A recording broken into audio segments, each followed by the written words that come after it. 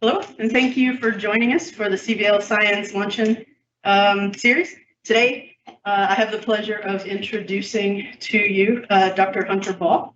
He is local and been in our field for a while, so a lot of you might actually know him. He's currently an assistant professor at UT Arlington. Before that, he received his bachelor's and master's degree from the University of Georgia, and then his PhD from Arizona State University in cognitive psychology. Following that, he went to the very impressive, well-renowned NIA training grant at Washington University in St. Louis, and further studied prospective memory and aging. And today, I believe, that is what he's going to talk to us more about. Yes, aging and prospective memory. So please join me in welcoming Dr. Ball today. Hey, I've been able to make it out here a couple times, I guess, in the pre-pandemic times, and the talks have always been great. So it's exciting to kind of be on the other side of things now and make the short drive and even see some former undergraduates from UT Arlington. And so I'm excited to get to tell you about some of the research that I've been doing over the past few years looking at aging and prospective memory. So prospective memory refers to our ability to remember to perform some intended action in the future. So here you can see a pretty accurate example of my life.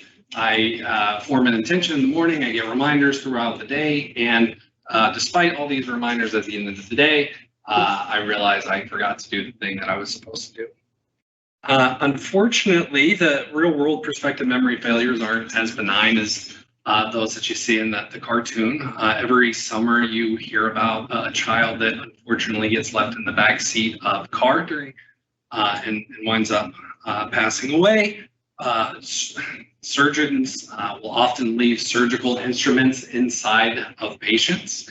And something we can probably all relate to is failing to take medications, which has important health implications. And in the context of aging, I think it's super important to consider. So whenever we think about prospective memory failures, these account for over half of our everyday memory failures. And they are particularly burdensome and frequent in individuals with Alzheimer's disease.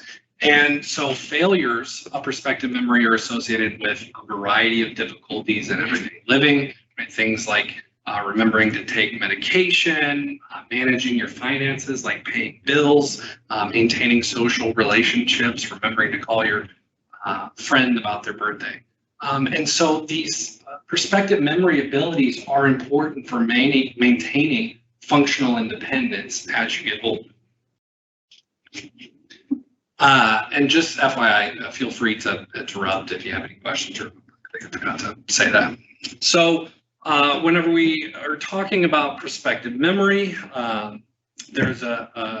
we know quite a bit about the processes and the mechanisms that are involved, and I just kind of want to walk you through these just to make sure that we're all on the same page. So we first form an intention. So we need to form the intention, I need to take my medication later.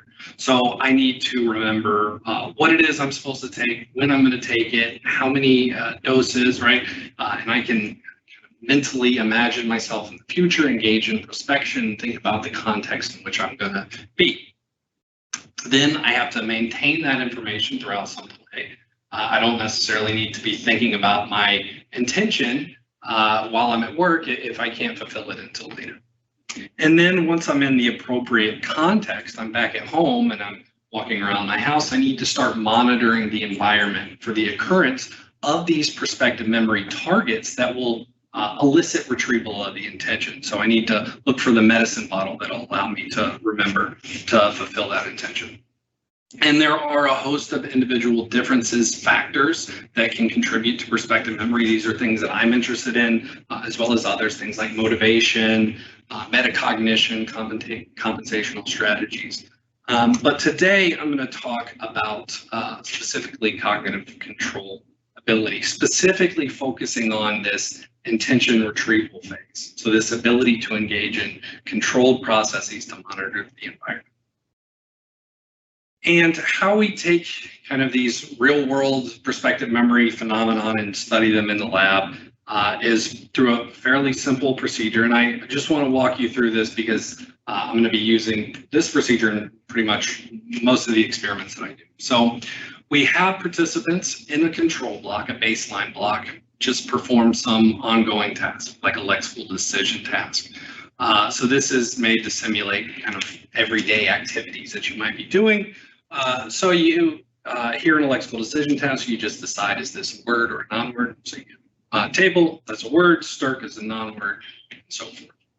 Then we have participants form a prospective memory intention. So we might tell them a non-specific target might be something like, anytime you see an animal word in the lexical decision task later, we want you to press the 7 key.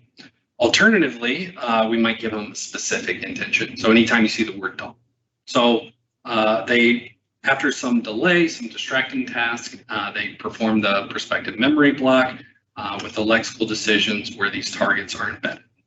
So they're making their word non-word decisions, and here they get the target dog, so they should press the 7 key. So this is our measure of target detection. How often do you take your medication? And another thing that we can look at is reaction times to the ongoing task without prospective memory intention and with a prospective memory intention. And typically in some of these tasks, you see that participants are slower with the prospective memory intention. So we can infer the types of attentional processes that might be operating in these tasks. And this is referred to as cost, the cost due to possessing an intention. So 150 milliseconds of slow. I'm just curious, is the dog occurring only once, or do you also have situations where dog can occur multiple times, like taking the medication once, and then you say for the next times you don't press 7, that you do word non-word because you've already taken the medication or attended to the dog and made the right decision? Yeah, so that's a great question. So in the standard paradigms, these targets will appear, 5 to 10 times throughout, let's just say 300 trials. So they're relatively infrequent. And so the dog might appear 10 times, or in the non-specific, you might get dog, fish, cat, etc. But your question is an interesting one in that there's another type of paradigm. It's called the output monitoring paradigm. So after you've responded to it the first time, if you see the word dog again, you're supposed to make a different response. So then you can look at things like omission errors and commission errors. So like things like over-medicating or under-medicating, depending on your prior experience. And that's a really interesting paradigm because that starts to get into episodic memory processes and memory for the past. And we've done some work in that area as well. But in what I'll be talking about today, they respond every time they see one with the same response. So the typical pattern of results is for these non-specific intentions, any animal. Target detection here in the blue bar is typically lower, about 50, 60%, whereas the specific intentions in orange are much higher, so 80, 90%. And if you look at ongoing task cost, the slowing due to possessing an intention, these non-specific intentions cost way more slowing, versus the specific intentions often don't show any slowing at all due to possessing an intention. And when we look at age differences in performance, we find this interesting dissociation such that with non-specific intentions, older adults do worse. With specific intentions, there are no differences. So one of the most common frameworks for this is the multi-process framework that suggests that certain intentions, like a non-specific intention, requires preparatory engagement of attention. I need to actively monitor the environment for cues.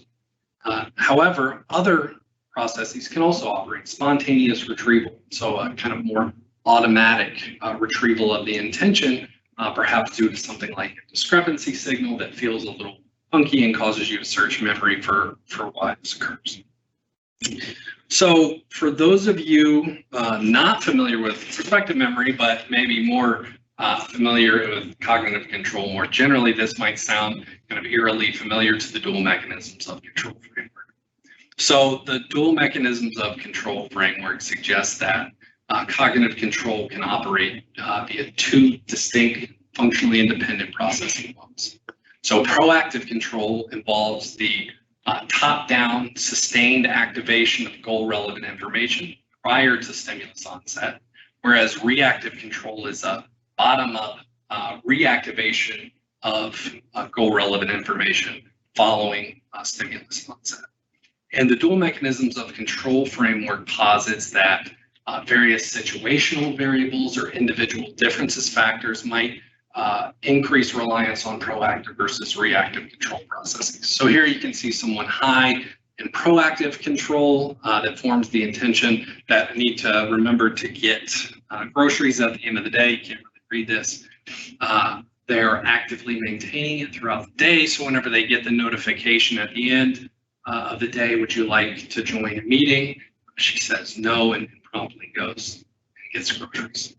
Alternatively, you might have someone with out front control, someone more reactive in nature, forms the same intention but doesn't actively maintain it. So when prompted, do you want to go to a meeting at the end of the day? And I say, of course, and then I get stuck in a meeting and I get to my car, see my grocery list, and realize it. So the interesting thing about this framework is I think it kind of more naturally fits into ideas about cognitive aging, because these processes that are reported to operate can do so across a variety of different contexts. So I mentioned things like prospective memory already, but there's a lot of work on the AX continuous performance task, the Stroop task, etc. And importantly, this framework doesn't assume that aging or other clinical populations are associated with global deficits in cognition, right? It may be that these individuals rely more on proactive versus reactive control. And there's actually quite a bit of research showing that aging is associated with declines in proactive control, but these reactive control processes remain relatively intact. So I prefer this framework and this nomenclature in my research because it allows us to make some unique predictions about how situational variables in age might interact to facilitate perspective, remembering across a variety of different contexts. So under this framework, I want to tell you about 3 related areas of research that I've been working on over the last few years. And I want to show you first that these processes are indeed dissociable, and then show you an instance in which declines in attention control might actually benefit perspective memory. Then I want to tell you about some task and coding manipulations that we can do to increase or decrease reliance on proactive control to facilitate perspective memory for older adults. And then lastly, talk about how flexibly these can be allocated to support perspective or memory. So the ultimate goal of this work is to try to provide a underlying framework that can think about how we can theorize a perspective memory to motivate research and help individuals with an at-risk populations that may have deficits in proactive control and perspective memory. And if I have time, hopefully at the end of this, I'll talk about one of those studies we're trying to conduct right now. So as Kristen mentioned, I went to Washington University as a postdoc and worked with Julie Bugg. And she's doing some really great work in cognitive control and aging. And in this work, she's developed some tasks that can dissociate proactive and reactive control tasks. So I'm going to walk you through this just real quick. So you're probably all familiar with the Stroop task, but the list-wide proportion congruency manipulation can be used to increase reliance on proactive control. So in this task, in one list, participants see items that are mostly congruent, and then they perform another list where the items are mostly incongruent. And what you see when you compare the Stroop effect, the difference between congruent and incongruent responding, is that the Stroop effect is smaller in this mostly incongruent list compared to the mostly congruent list. So it suggested that participants in this mostly incongruent list, due to the high degree of conflict, engage in this kind of proactive or global setting to filter word reading, the irrelevant word dimension, to reduce interference.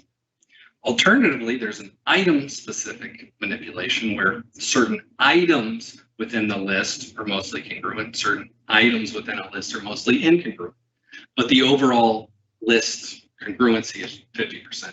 So in this case, you can't engage in proactive control because you don't know if the next item is going to be congruent or incongruent. And the finding here is that mostly congruent, the Stroop effect for mostly congruent items is larger than mostly incongruent items, suggesting that participants are reactively engaging in cognitive control to filter word reading for these items that have a lot of conflict. And so looking at this list-wide proportion congruency effect for younger adults, we see that exact pattern of results. So they show a reduction in Stroop interference in the mostly incongruent list, suggesting that they're able to filter word reading. For older adults, we don't see that pattern. And this is in some data that we've collected, but Julie has shown this previously. Whenever we look at the item-specific manipulation where reactive control processes can operate, we find a comparable pattern between younger and older adults. So you may be asking why I'm talking about Stroop task performance in a prospective memory talk. It's twofold. One, I think it's important to show that these processes can be dissociated, but also it allows for a unique prediction about prospective memory performance and aging. In particular, we ran another set of experiments and we embedded a prospective memory task in the Stroop task. So we also included neutral items here, which allow us to also have prospective memory target items. So participants are told anytime you see the word dog, we want you to make a different response. So if you are engaging in proactive control and filtering word reading in this mostly congruent list, you should actually be less likely to detect the prospective memory targets, which rely on processing of the word information. And whenever you look at younger adults, that's exactly the pattern that you see here. They detect targets less often in the mostly incongruent list, but with older adults, we show no difference. So this suggests that older adults aren't necessarily engaging in this proactive control, which kind of has the counterintuitive finding that they do better on the prospective memory task. And this is consistent with some other research that has shown similar effects by Lorenko and Mailer. So they just have participants do an in-back task. So does this picture match the previous, from the previous trial? And they also had a prospective memory task embedded. So they told participants anytime you see the picture of an elephant to make a different response. So on some trials, they had, in all trials, they had these irrelevant words presented. It's not related to ongoing task performance. But some of the trials, they actually presented lures that were semantically related to the intention. And what you can see is that, again, older adults show a substantial benefit to performance from these related lures. Again, suggesting that the kind of difficulties in reading the words can actually facilitate prospective memory performance. And there's also some work by Lynn Hasher and Dave Belota that shows similar effects in episodic memory as well. So in some instances, age-related declines in proactive control can actually be beneficial to prospective memory. So the question is whether these deficits in proactive control are kind of fixed, or can we increase or decrease reliance on these processes in older adults, which leads me into the next set of experiments that we've worked on. Does anybody have any questions about the previous stuff before I go into that? Since you asked, I had a question that might not have an answer. It's one of those kind of questions. Like prepotent responses are very strong, right? So when you see a word, you just want to read it. Does that stay the same or change in either direction as we get older?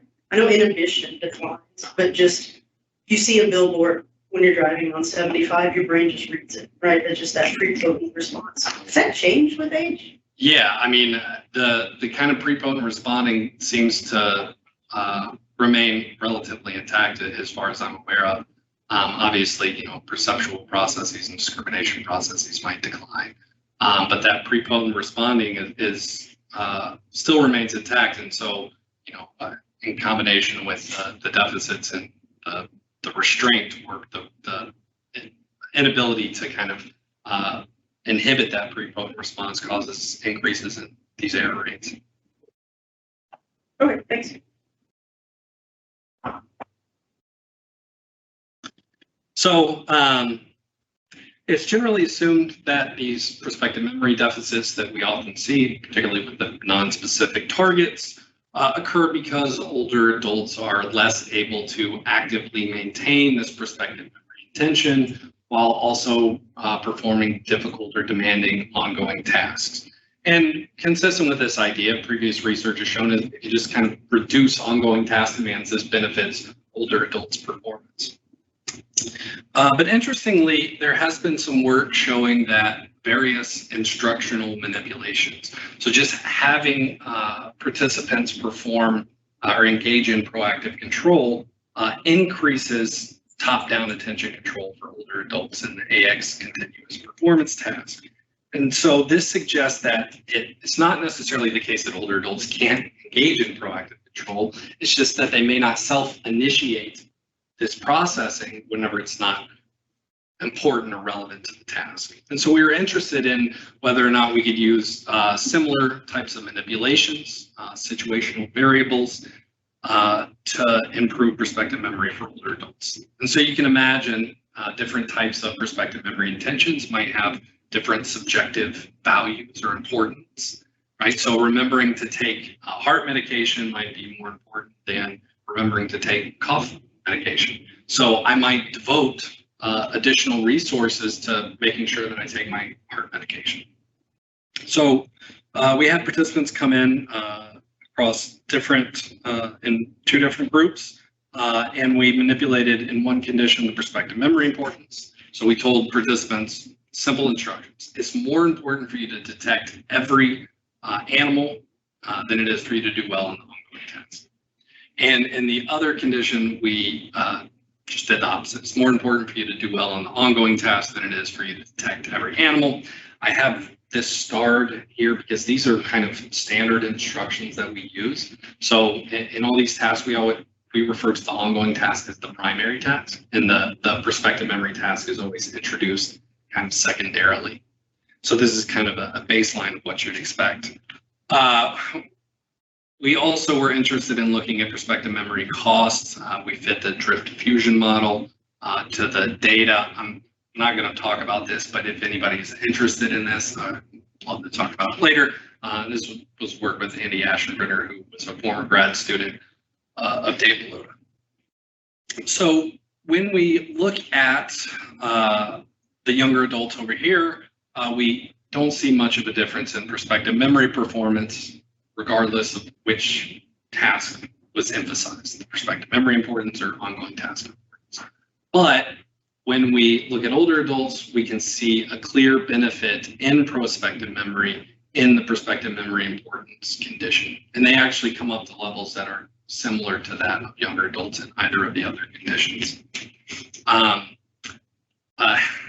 not going to discuss this in any detail, but if anybody's familiar with the drift diffusion modeling, this seems to be associated with changes in non-decision time, which we argue is involved in kind of proactive target checking. So these importance instructions change how older adults approach the task, and so they engage in more top-down control.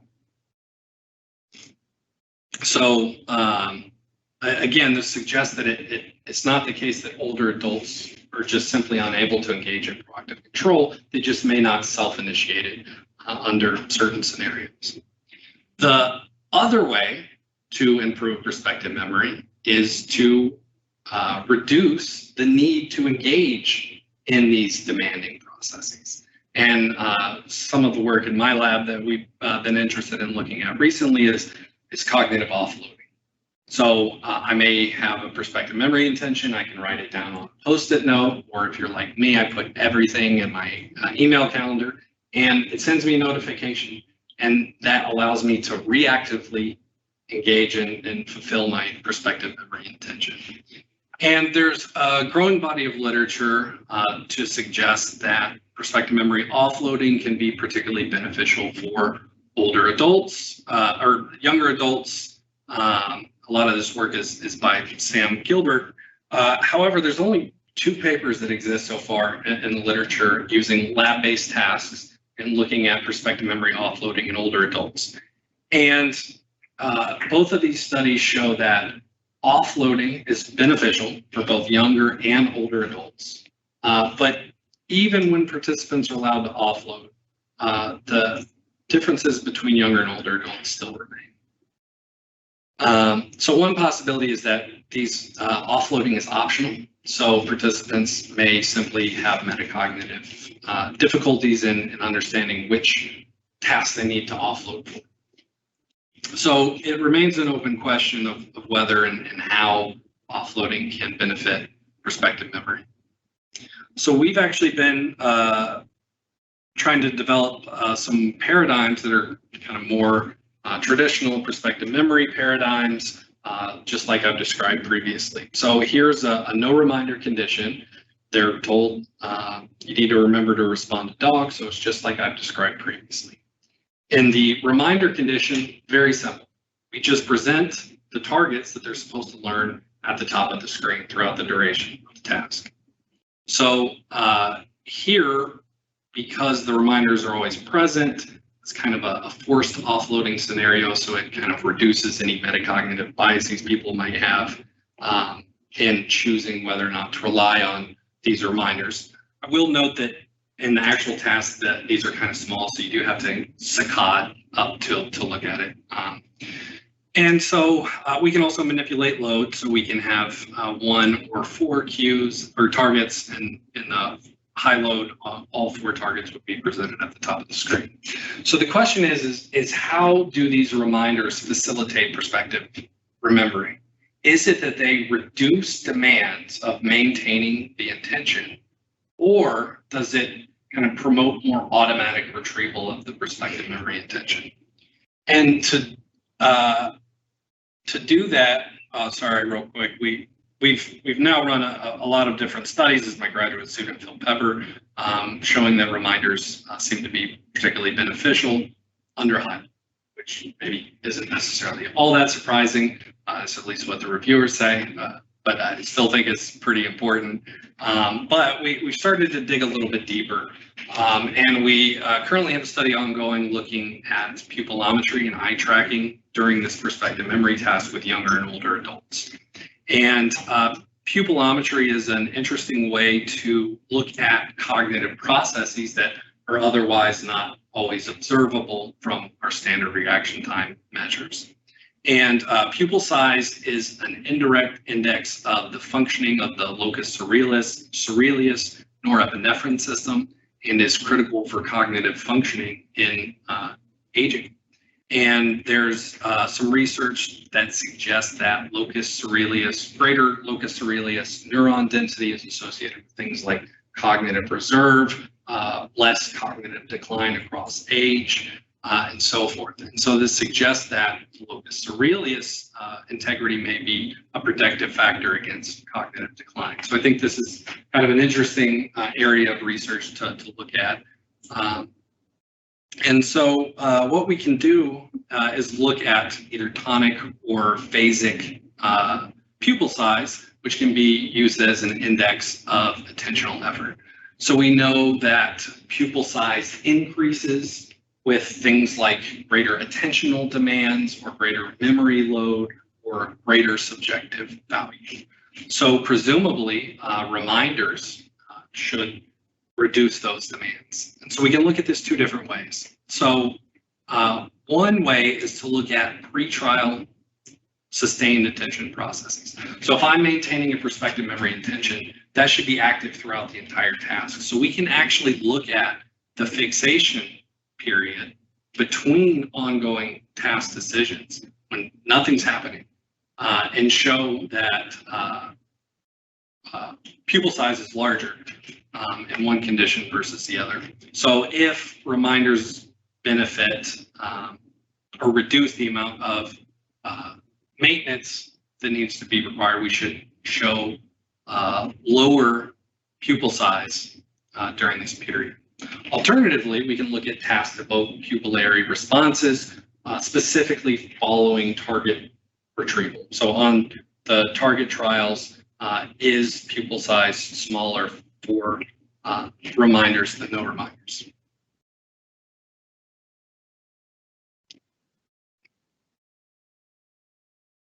One thing to add in this task for the no reminder condition, we actually put unrelated words up at the top so we can match for perceptual characteristics between the tests. So this research is ongoing. We currently have 22 of the 40 older adults, and we have, I think, 56 younger adults. So here is overall target detection. We can see that with low load, just one prospective memory target, we don't find age differences or any differences of reminders, which is consistent with the prior research that I've shown with specific target older adults do pretty well. Critically, when we look at performance under high load, we see that without reminders, memory is considerably worse. And with reminders, we show comparable performance between younger and older adults.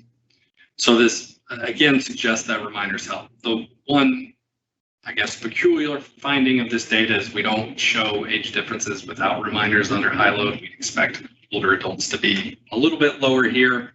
But one possibility is that even in the no reminder condition, we have those words presented at the top. So this could kind of serve as a reminder that you need to do something, even though it doesn't tell you exactly what you're supposed to do. We can also look at fixations, how often they're actually looking up at the words at the top of the screen. And you can see that in the reminder condition, when they had the correct words presented up at the top, they were more likely to fixate those cues, those targets in the high load condition. There's also some evidence to suggest that older adults may be fixating a bit more on these than younger adults.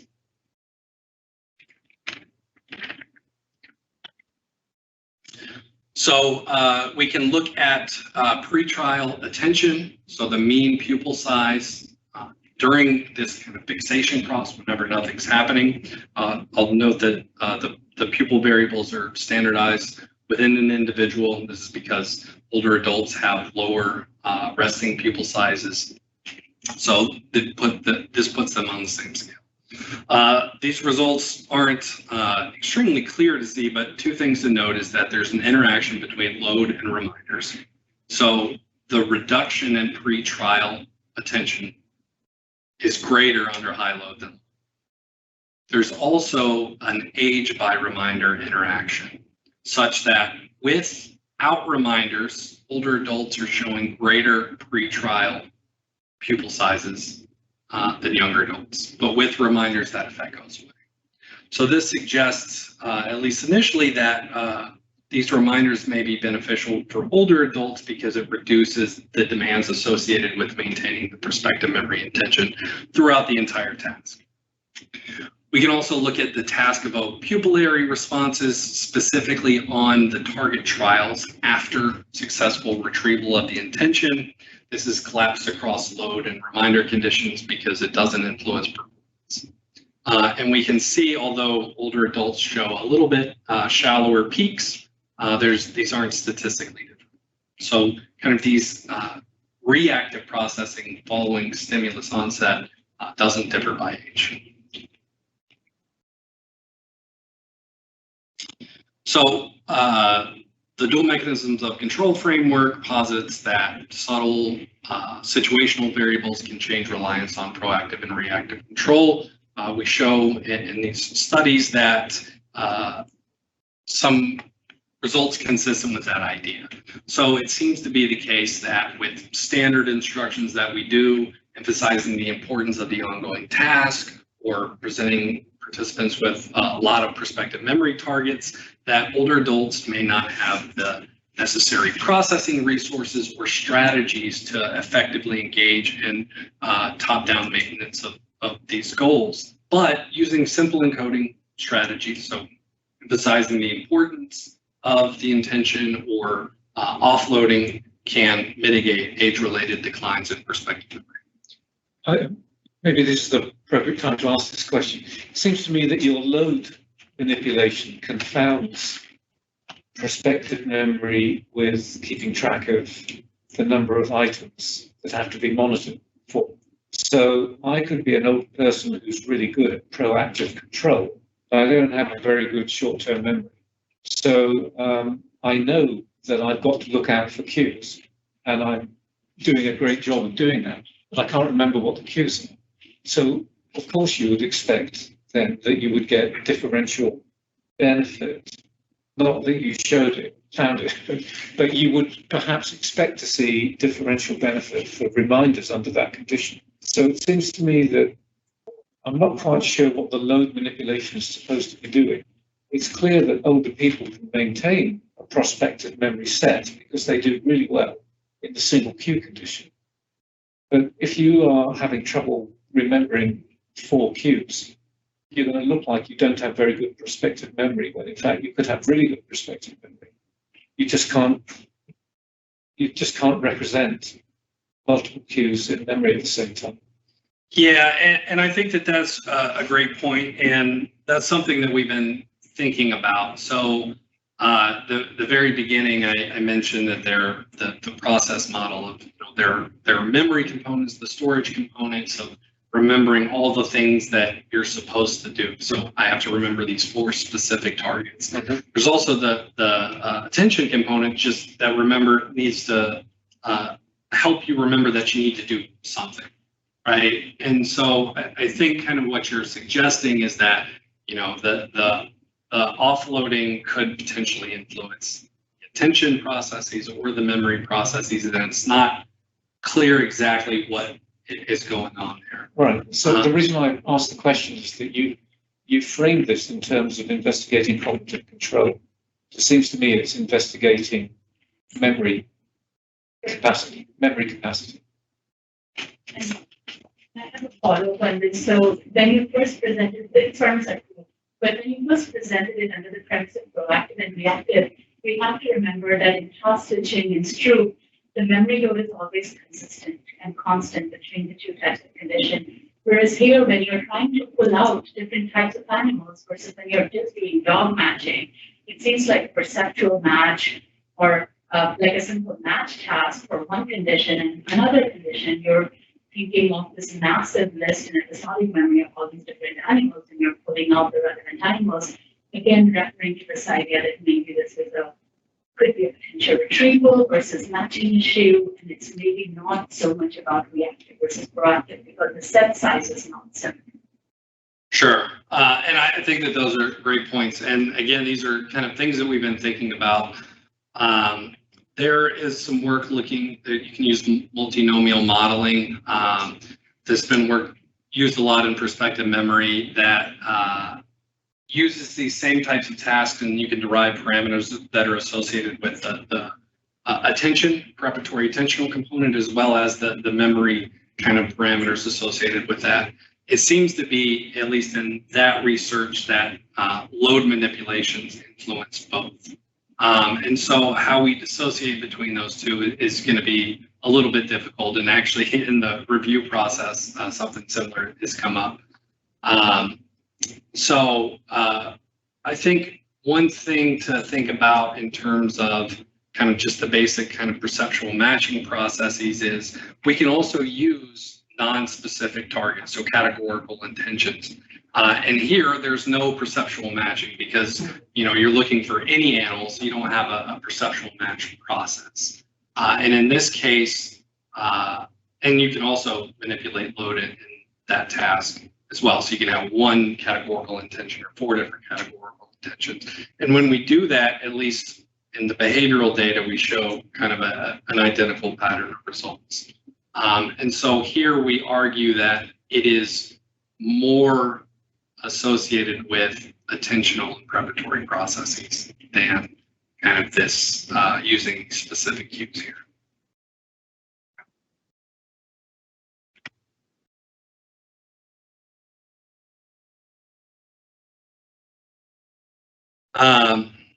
So the last area I want to talk about is this idea of strategic monitoring. So I probably made it seem like so far that to be successful in prospective memory, we need to constantly be vigilant and engage in proactive control processes.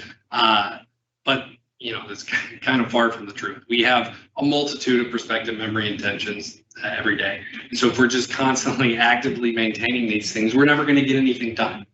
And so it would make sense to have a cognitive system that can flexibly allocate attention in a context-specific manner, meaning that you kind of engage monitoring when contextually appropriate, disengage monitoring when contextually inappropriate.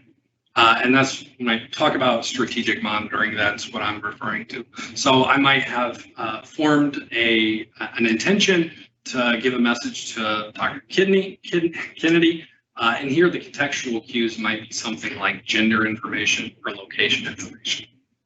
So while I was walking around the UT Arlington campus earlier, if I encountered a group of males, females, it wouldn't make sense for me to be kind of searching whether or not the target information is there, because there's a low likelihood of her being there.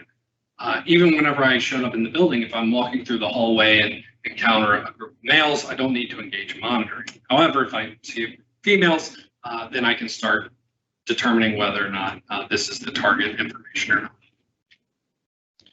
So we know based on prior research from our lab and others that identifying this context can be an attentionally demanding process. And given various age-related declines in cognition, I've already talked about declines in proactive control, but there are other things. We need to be able to bind the context information with the intention. We need to engage in task switching and things like that. Presumably, older adults might have difficulties in completing this task. And if that's the case, this would suggest that the difficulties that older adults face from prospective memory failures might be exacerbated by unnecessarily engaging in these capacity demanding processes throughout the day. So how we study this in the lab is we have participants come in. Again, we give a non-specific intention. So we might tell participants, anytime you see the TOR syllable within one of the stimuli, we want you to press the 7 key. We use the non-specific intention here because we know it produces cost. And critically, we tell participants that the targets will only occur in one of the trial types. So here in the word trials. So if you're engaging in the task appropriately, you should increase monitoring on word trials and decrease monitoring on non-word trials. So whenever we look at cost, so the slowing due to possessing an intention, we see that exact pattern. So younger adults are able to reduce monitoring on non-word trials where they know that targets won't occur.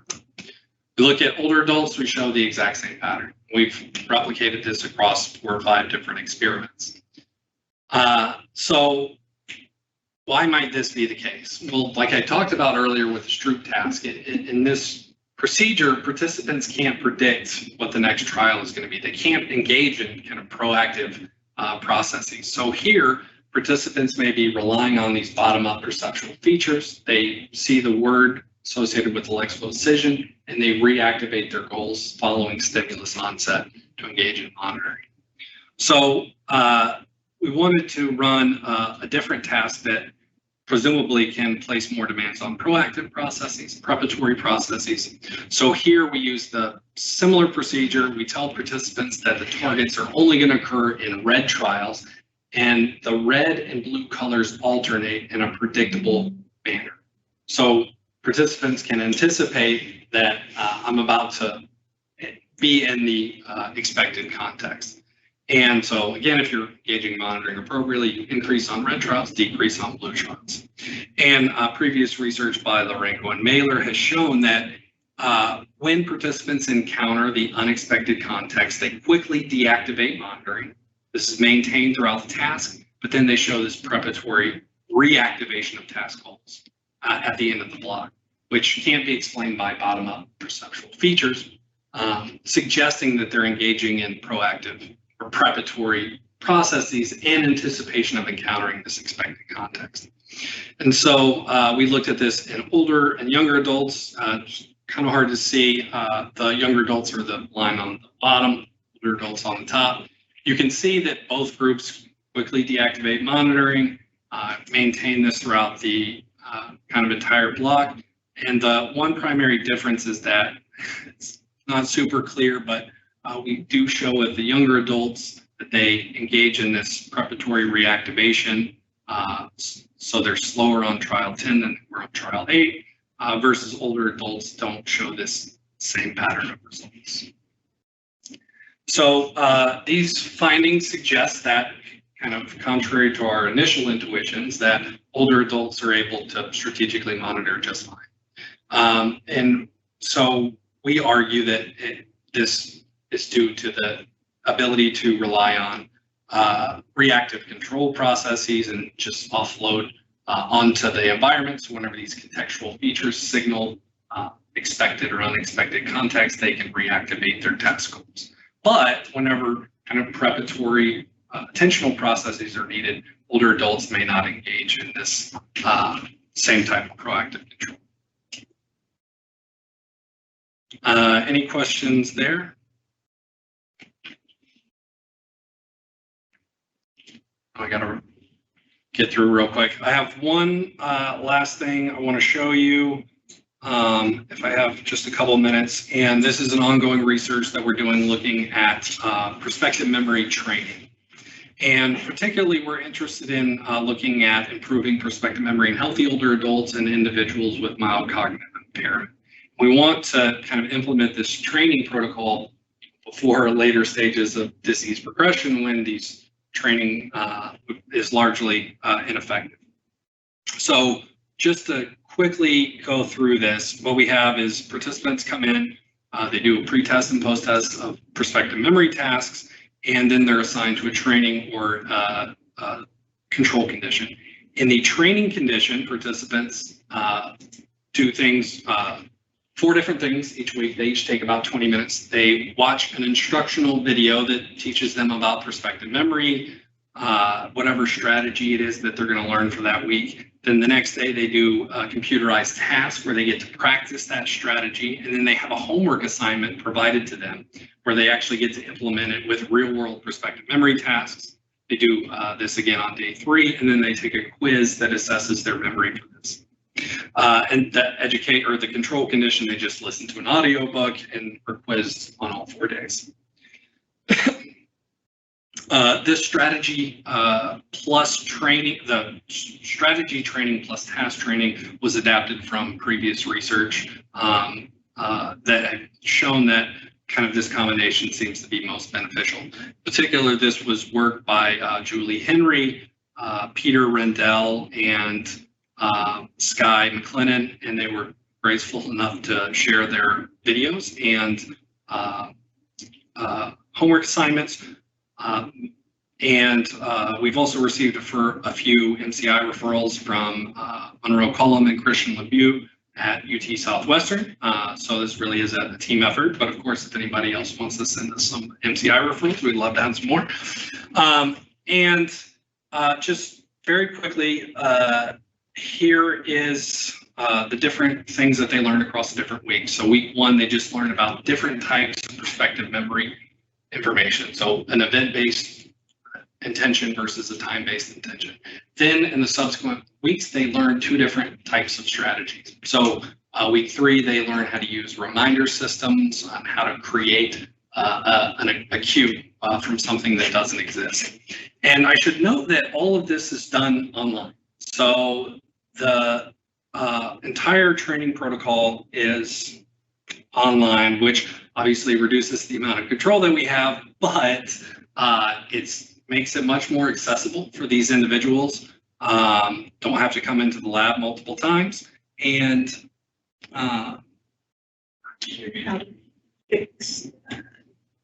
Okay, no, you're good. Sorry.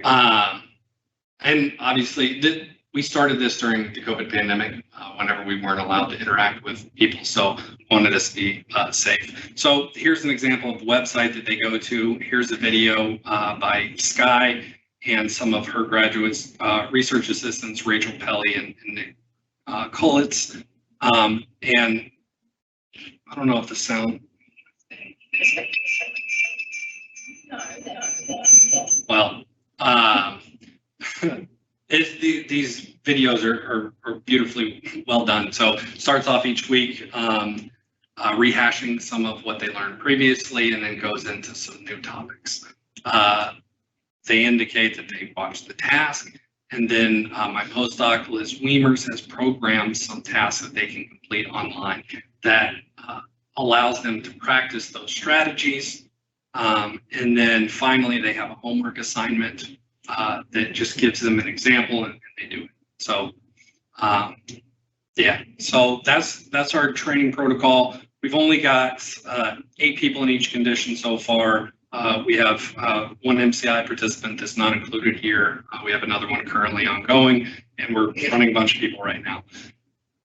At least initially, the results seem promising for this training gains in the training condition versus the control condition. They also all seem to really like the task, even our control condition where they just listen to an audiobook. And older adults seem to at least feel more confident in their abilities after they're done, and say that they've learned and try to implement a lot of new strategies and have refined some of their previous ones. So I'm really excited about that. So that's going to be something that we're going to continue running for the next few months here. So I'm running out of time, so I can just go kind of straight to the discussion questions. But hopefully I've convinced you that I think that proactive and reactive control processes are certainly important. There are certain situational variables that can increase or decrease reliance on these processes, but in general, we can use this framework to make some interesting and unique predictions about cognitive aging in the context of prospective memory, and hopefully apply this to other populations that we know have prospective memory deficits, like individuals with cognitive impairment. So with that, I'll just thank all my collaborators. I've mentioned most of them before. The training grant funding source, which some of this research was done. I have a couple of internal grants that have looked at offloading in older adults, and of course my lab members and all that. So with that, I'll thank you and open it up for questions.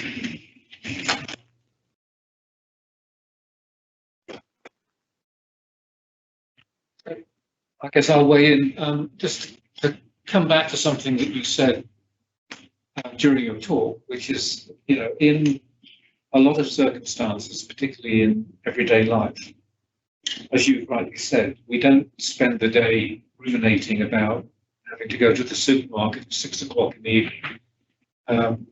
So prospective control, which at least in my terminology would mean maintaining an ongoing task set or a preparatory set, is not what's happening. And it seems to me that what people are probably doing is once in a while reviving or remembering what they've got to do at the end of the day. That is strengthening the memory and making it more likely that it's going to happen later when the retrieval cue comes along. In other words, it's just a rehearsal. Effectively, it's retrieval practice. So you were emphasizing the retrieval side of prospective memory, but it occurred to me, if you want to compare older and younger people, you have to equate the learning of the original intention. So methodologically, how do you do that? Have you tried to do that? Or has the field tried to do that? Because it seems to me, if we know that the major problem that older people have with episodic memory is that encoding. They just fail to encode, or they encode weak memories in the first place. So if I encode a weak memory of an intention, it's hardly surprising if I'm less likely to remember that intention later. And it's less likely that I'm going to remember it during the day and benefit from rehearsing it. So it seems to me that even if one's only interested in retrieval, equating the strength of the original acquisition of the memory seems to be critical. Yeah, so there are lots of really great points there. The first is, how do we equate the memory demands or potentially prospective memory encoding for older and younger adults? One argument is that at least the memory demands of these prospective memory intentions are relatively low. So you need to remember a single specific target and a single action. So in that case, you could make the argument that, even if you have declines in memory or encoding processes, that it should still be relatively intact. But what you can do specifically whenever there are things like multiple targets, you can have participants learn to criterion. So you engage in like a recognition memory test until they've learned 100% of the time. And so we've actually done some of that in our offloading work. So we tend in the literature to focus on the retrieval aspects and not so much about the encoding. And that is, I think, certainly an issue. One of the things that we're interested in with the pupillometry stuff is to actually kind of use this as a measure of attentional effort or potentially the quality of encoding between younger and older adults. The second point, I think, is this idea of refreshing or rehearsing, sneaking in these rehearsals throughout the delay interval. And this is kind of a big idea in the episodic memory literature, right? The periodic remindings and things like that. It isn't talked about as much in the prospective memory literature, but I think that that's certainly important. One thing that we do know, this is referred to as the intention superiority effect, that prospective memory intentions, future intentions, are associated with these representations being activated or represented at a higher level of activation than other types of tasks, like retrospective memory tasks. So presumably what's happening is, yes, you're periodically reactivating and strengthening that intention. Whether or not there are age differences in that, it's not known. One of the things, again, that we're interested in with this offloading idea is that offloading a prospective memory intention can actually have the negative consequences of reducing the periodic reminding throughout the interval, because you don't need to do it. Sure. So this is kind of one of the avenues for future research that we're interested in looking at. Thank you.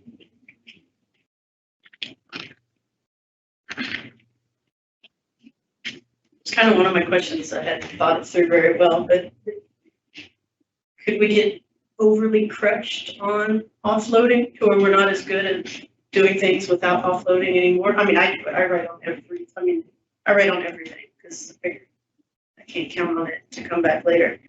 It's just kind of like, oh, people use calculators, they can't do math anymore. People use GPS, they can't spatially navigate.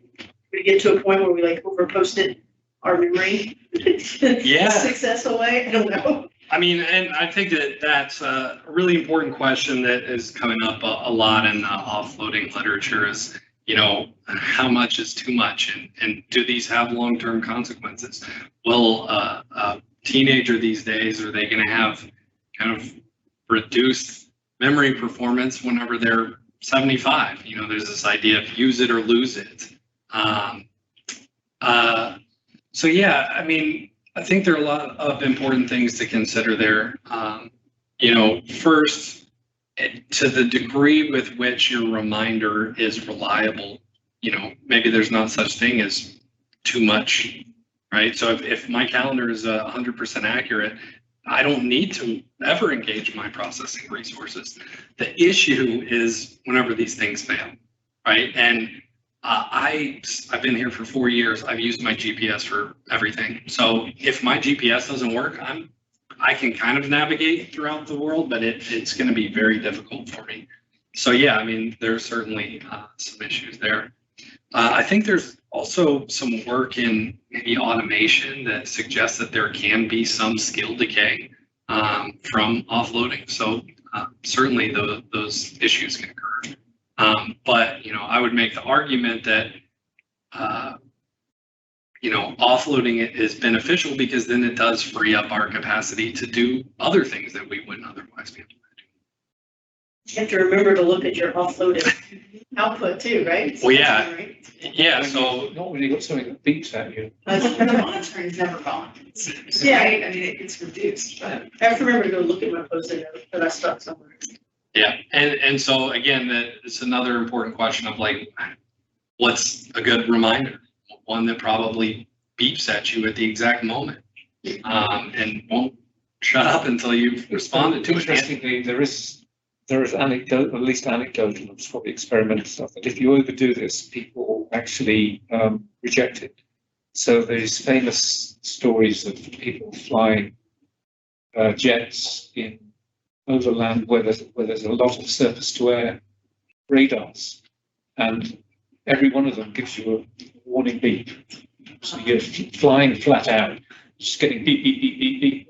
The pilots turn them off because they're so non-discriminating. They're not worth having. And I'm just wondering whether that would be true with I think we're getting to that stage with reminders now, where people are very tempted just to turn them off because I don't even look at my watch when they're so buzzes distracting. anymore. Yeah. It's probably telling me something important, but I've gotten so used to it buzzing, I don't even look anymore. Yes. Defeats the whole.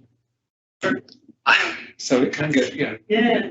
Yeah, one of the interesting things there is also we're doing some work in time-based perspective memory. I talked all about event-based, which is most of the research, but we also have temporal intentions, do something in a specific time. One of the issues is that if you retrieve your intention and don't fulfill it immediately, within 5 to 10 seconds in these tasks, your memory declines. So, all these tasks are, you retrieve it and immediately fulfill your intention, but introducing these short little delays is pretty detrimental. So, again, these reminders can have the consequences of activating it, thinking that you fulfilled it, and then not actually doing it later. Thanks for John. So with the intervention study was at the very end, are all the outcomes, are they examples of severe transfer, or are you evaluating whether the training has the ability to bolster perspective memory of the context beyond the training? Yeah, so our pre-tests and post-tests, we have laboratory tasks that are similar to the type of training tasks that they do. The training tasks are kind of like super engaging as visual search tasks or whatever. Our pre-test, post-test are the dippy little lexical decision tasks, but the format is similar. So that is near transfer. We also have what would be considered far-ish perspective memory transfer. So this is a virtual week, should say WEEK, virtual week task.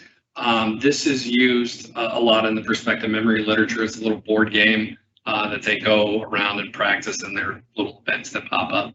And so this is very dissimilar to what they practice, but it does still get at the different types of intentions, so time-based, event-based, etc. So this is not quite a far transfer, but it's not exactly what they're practicing. And then we also just have some measures of executive functioning, which we've talked about doing some executive function training tasks and things like that, with the idea that if you can increase executive control, you can transfer to perspective memory that also relies on that, which not a big fan of. So, but yeah, I would say near and far-ish.